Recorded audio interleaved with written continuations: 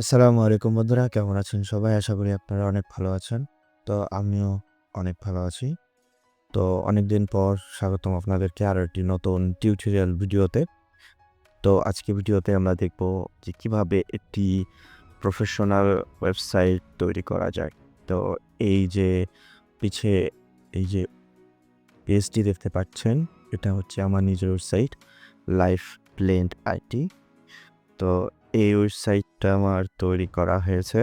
আর এই ওয়েবসাইটটা তৈরি করা হয়েছে ব্লগারের মাধ্যমে। মানে আমি ব্লগারে পোস্ট করব, ব্লগ পোস্ট আর্টিকেল লিখব।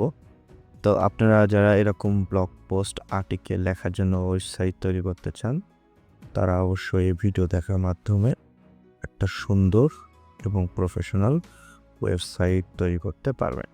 তো এরকম ওয়েবসাইট তৈরি করার জন্য আমাদের সর্বপ্রথম যে জিনিসটা করতে হবে, আমাদের একটি জিমেল লাগবে। সেই জিমেলে আগে কোনো প্রকার ওয়েবসাইট খোলা নাই, এরকম জিমেল লাগবে।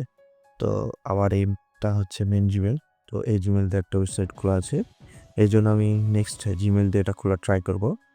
তো এটা হচ্ছে আমার নেক্সট জিমেল। তো এখানে আপনারা ক্রোমে আসার পর এখানে সার্চ দিবেন ব্লগার। তো ব্লগার সার্চ দেওয়ার পর আপনাদের সামনে একটা ইন্টারফেস আসবে। এটা থাকবে blogger.com, create a unique and beautiful blog, easy. তো আমরা এখানে চাপ দিব। আমরা যদি এখানে চাপ দিই, তো আমাদের সামনে একটা ইন্টারফেস বা এরকম একটি পেজ আসবে। তো এখানে প্রথমে ঢোকার সময় লেখা যাবে ক্রিয়েট ইউর ব্লগ। তো আমরা এখানে চাপ দিয়ে দিব ক্রিয়েট ইউর ব্লগে। তো এখানে আপনাদের অ্যাকাউন্ট চুজ করতে পারবো, আপনারা আপনাদের অ্যাকাউন্ট চুজ করবেন। অ্যাকাউন্ট চুজ করার পর আপনাদের সামনে এরকম একটা ইন্টারফেস আসবে, জাস্ট এটাকে কেটে দিবেন। এখানে টাইটেল, যে নামটা দিবেন আপনার ব্লগ পোস্টে। যেমন আমি যদি আমার ওয়েবসাইটে আসি, তো আমার ওয়েবসাইটে আগে এই নামটা ছিল না, এটা আমার ডোমেন নেম, আমাকে ডোমেন কিনতে হয়েছে। তো আগে নাম ছিল আপনার, আমার নাম দিয়েছিল জাস্ট নিলয় দিয়ে আমি জাস্ট খুলেছিলাম। তো এখানে আপনারা আপনাদের নাম দিয়ে খুঁজতে পারবেন। আমি এখানে এটাও নিলয় দিয়ে খুঁজছি। তো ফার্স্ট নেমটা ছোট হয়ে গেছে, ওকে। নিলয় হয়ে যাওয়ার পর জাস্ট এখানে একটা নেক্সট যে বাটন আছে এখানে চাপ দেবো। তারপরে এখানে লিখতে বলছে choose your URL for your blog. তো আমি যদি আমার ওয়েবসাইটে আসি, এখন এখানে যে নামটা দেখতে পাচ্ছেন, এই নামের এখানে যদি আমরা ডবল চাপ করি, তো এখানে দেখতে পাচ্ছেন একটা লেখা আসছে https dot dot double slash www.livebrandit.com।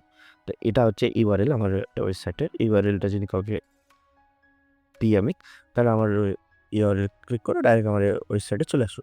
তো আমাদের এটা ডোমেন কিনা আছে, আমি প্রথমে বললাম। তো এই কারণে আমার https www.livebrandit.com এটা আছে।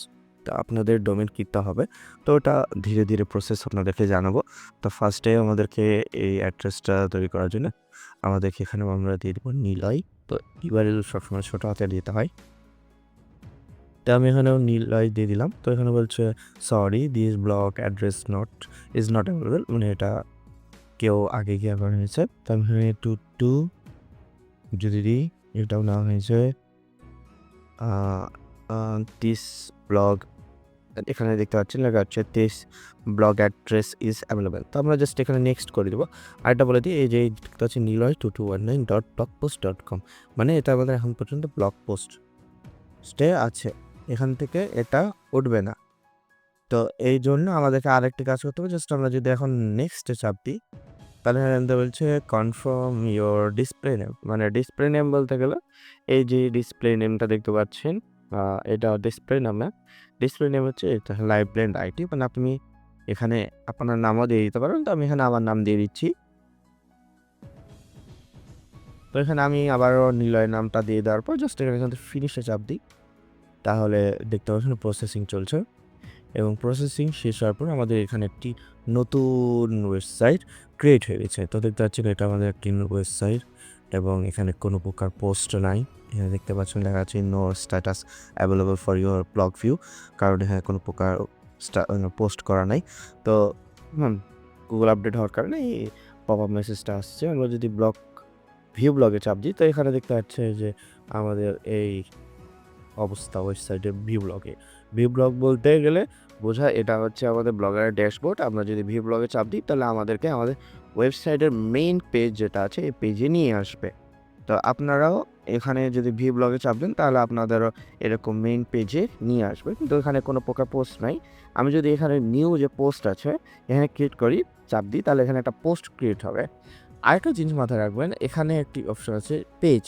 আপনারা যখন এইখানে থাকা অবস্থায় ক্রিয়েট নিউ পেজ করবেন তখন এটা একটু পেজ হিসেবে আসবে, মানে যতক্ষণ না ওই পেজের লিঙ্কটা কাউকে শেয়ার করছেন তখন পর্যন্ত কেউ কিন্তু আপনার সে পেজটি পাবে না। কিন্তু আপনি যদি এখানে পোস্টে এখানে সেটা করেন তাহলে এটা সরাসরি আপনার এই ব্লগ পোস্টের সামনে শো হবে। তো আমরা প্রথমে একটা পোস্ট বা হাই দিয়ে একটা পোস্ট শেয়ার করি। তো জাস্ট আমি এখানে টাইটেল দিয়ে দিই নিলয়, সরি নিউ দিই, নিউ, আর এখানে একটা হাই দিয়ে দিই, হাই। তো এখানে হাই দেওয়ার পর এই সাইডে হাতের বাম দিকে এখানে যে পাবলিক যে অপশানটা আছে এখানে জাস্ট যদি আমরা এটাকে ক্লিক করি এবং এখানে যে কনফার্ম আছে এখানে যদি আমরা ক্লিক করি তাহলে দেখতে পাচ্ছি আমাদের এখানে একটা নিউ নামের একটি পেজ ওপেন হয়েছে, না সরি পোস্ট হয়েছে, এবং সে পোস্টের ক্যাটাগরিটা এন হিসেবে আসছে। তো আমরা যদি এখানে ঢুকি তাহলে এখানে আমরা দেখতে পারবো, আমাদের এখানে রিফ্রেশ দিতে হবে। আমরা রিফ্রেশ দেওয়ার পর এখানে দেখতে পাচ্ছি একটি নিউ পেজ ক্রিয়েট হয়েছে, সরি পোস্ট তৈরি হয়েছে। আমরা যদি এখানে রিড মোরে চাপ দিই তাহলে এটা পুরোপুরি আমরা পড়তে পারবো। তো আপাতত এখানে জাস্ট একটা হাই দেওয়া আছে, আর বেশি কিছু দেওয়া নেই। ওকে, তো জাস্ট আমরা যদি এখানে আবার চাপ দিই তাহলে এখানে দেখতে পাচ্ছেন আপনাদের যে এডিট প্রোফাইল আছে সেখানে নিয়ে আসবে। ওকে, তো আমরা সেখানে যাব না, আমরা জাস্ট এখান থেকে ক্লিক করে আবার ব্যাকে আসবো। তো এটা হচ্ছে আমাদের ওয়েবসাইটের বর্তমান অবস্থা। আমরা এখান থেকে আস্তে আস্তে আমাদের ওয়েবসাইটটাকে রিচ করতে করতে এরকম একটু ওয়েবসাইটে পরিণত করবো। হ্যাঁ, আপনাদের মাথায় আরেকটা প্রশ্ন আসতে পারে যে এই ওয়েবসাইটের থিম বা ওয়েবসাইটের ডিজাইনটা এরকম এবং আপনার ওয়েবসাইটের ডিজাইনটা এরকম কেন? তা এটা আসলে থিম বলা হয়, যেটা আমরা ওয়েবসাইট আস্তে আস্তে রিচ করতে করতে জানতে পারবো। তো যদি আমি এই ওয়েবসাইটের থিমটা একটু নতুনভাবে চেঞ্জ করতে চাই তাহলে প্রথমে আমাদের এই ব্লগারের ড্যাশবোর্ডে আসতে হবে, এটাকে বলা হয় ড্যাশবোর্ড। এবং এই ড্যাশবোর্ডে আসার পর হাতের ডান দিক থেকে এই যে থিম নামের অপশানটা দেখতে পাচ্ছে এখানে ক্লিক করতে হবে। এখানে যদি আমরা থিম নামের অপশানে ক্লিক করি তাহলে আমাদের সামনে দেখতে পাচ্ছি অনেক থিম আসছে। আর যে থিম আপনার অ্যাপ্লাই করা আছে সেটা এখানে দেখতে পারবেন। এখানে দেখতে পাচ্ছেন মাই থিম যে অপশানটা আছে সেটা হচ্ছে এইটা। তো এখন আমরা এখান থেকে একটা সুন্দর থিম দিব। তো আমরা এই থিমটা বা আমরা এই থিমটা ব্যবহার করব। তো এই থিমটা ক্লিক করার পর এখানে দেখতে পাচ্ছেন প্রিভিউ কাস্টমাইজ অ্যাপ্লাই। আপনি এখানে ফার্স্টে অ্যাপ্লাই চাপ দিবেন। তাহলে কি বলছে এই নিউ থিম অ্যাপ্লাই সাকসেসফুল। এখানে আসার পর একটা জাস্ট যদি রিফ্রেশ দেন, এত দেখতে পাচ্ছেন আপনার পুরা ওয়েবসাইটের যে থিমটা ছিল আগে সেটা এখন নতুনভাবে ইনক্রিজ হয়েছে এবং একটা সুন্দর লুক দিচ্ছে। আপনারা চাইলে এটা আপনাদের সম্পূর্ণ কাস্টমাইজ করে সেটার জন্য দেখে আসি। তো এই থিমটা কাস্টমাইজ করার জন্য ফার্স্ট অফ অল আমাদের এখানে আসতে হবে এবং এখানে দেখতে পারবেন যে মাই থিম নামের যে অপশনটা আছে এখানে থাকবে, এই যে কাস্টমাইজ অপশনটা আছে এখানে চাপ দেবেন। তাহলে আপনি আপনার যে ওয়েবসাইটের কালার কাস্টমাইজ সেখানে চলে আসবেন। আপনারা এখানে যে নানটা আছে এটা ব্যাকগ্রাউন্ডের পিছে যে সাদা আছে আপনারা চাইলে আপনাদের ইচ্ছা মতো একটা ছবি দিতে হবে। তো আমি ওখান থেকে না চুজ করি যেখানে মেন কালারটা হচ্ছে এটা পিছে আমি এখানে যদি চাপ দিই, এখন যেটাকে একটা হালকা করি। তো আজকের ভিডিওটা এই পর্যন্তই, একটু সমস্যার কারণে ভিডিওটা ওখানে পজ করতে হয়েছে। তো পরবর্তী ভিডিওটা মানে আমাদের এই ওয়েবসাইটের কিছু পার্ট বাড়াবে, তো সে পার্টের মাধ্যমে আমরা পুরো ওয়েবসাইটটাকে ডেভেলপমেন্ট করব এবং এই পিসি ওয়েবসাইটটাকে আমার এই ওয়েবসাইটের মধ্যে পরিণত করব। তো আজকের মতন ভিডিওটা এখানে, সবাই ভালো থেকো, সুস্থ থেকো, আল্লাহ হাফেজ।